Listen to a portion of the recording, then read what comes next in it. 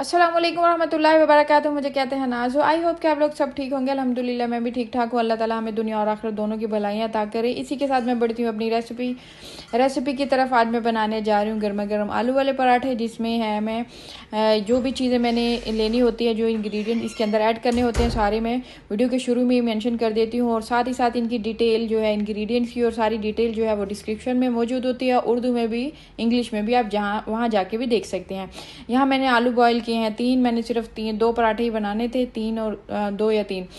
और मैंने 3 आलू बॉईल किए हैं। और साथ में मैंने लिए हैं कोरिएंडर लीव्स और मिंट लीफ, और ये स्पाइस हैं जिसमें फ्लेक्स चिली है, नमक है, हल्दी है, और कटी हुई सब्ज़ मिर्चें हैं और काली मिर्चें हैं। इन सबको मैं अच्छे तरीके से मैश कर लूँगी, मिक्सअप कर लूँगी। मिक्सअप करने के बाद जो है वो मैं इसके अंदर थोड़ा सा घी भी ऐड करूँगी, ताकि पराठा जो है वो क्रिस्पी बने। अच्छा जी, मैं यहाँ 2 टाइप के पराठे बनाऊँगी। एक जो है वो मैं तवे के ऊपर घी लगा के, जैसे ही हम बनाते हैं वो, और एक मैं तवे के ऊपर से हटा के पराठे को उसके ऊपर अलहदा से घी लगाऊंगी। मैं देसी घी का इस्तेमाल कर रही हूँ। अच्छा जी, यहाँ मैंने इसके अंदर देसी घी डाल दिया है। अभी ये मेरा स्टफ़ जो है वो तैयार हो चुका है। अभी ये मेरा स्टफ़ रेडी हो चुका है, जो मैंने इसके अंदर स्टफिंग करनी है। और ये मैंने यहाँ पेड़े बना लिए हैं। पेड़े बस मैंने 2 ही पराठे बनाने हैं, दोनों डिफरेंट टाइप के बनाऊंगी। आपको जो पसंद आए वो मुझे बताइए, कौन सा हेल्दी है और कौन सा नहीं, और जो कौन सा आपको पसंद है। खाने के साथ उसका हेल्दी होना भी तो ज़रूरी है।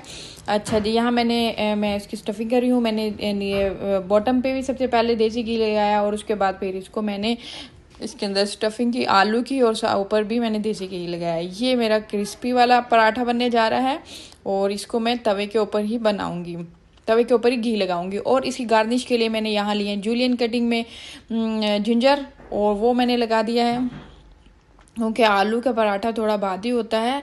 इसके अंदर अदरक का इस्तेमाल ज़रूर होना चाहिए। लहसुन का भी कर लें, लेकिन मैंने अदरक का इस्तेमाल किया, लहसुन का नहीं किया। और ये मेरा पराठा रेडी हो चुका है, रेडी हो रहा है।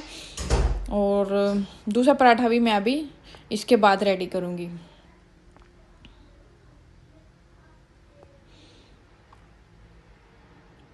अच्छा जी, आप मुझे कमेंट बॉक्स में बता सकते हैं कौन सा आपको हेल्दी लगा और कौन सा आपको पसंद है, दोनों।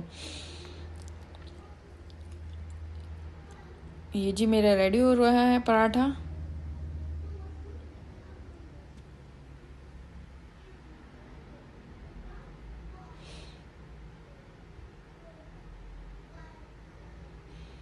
अच्छा जी, मैंने अभी इसको सर्विंग प्लेट में रख दिया है। रेडी हो चुका है कम्प्लीटली तौर पर। और दूसरा पराठा है वो, ये इसके अंदर मैंने कोई देसी घी इस्तेमाल नहीं किया, जो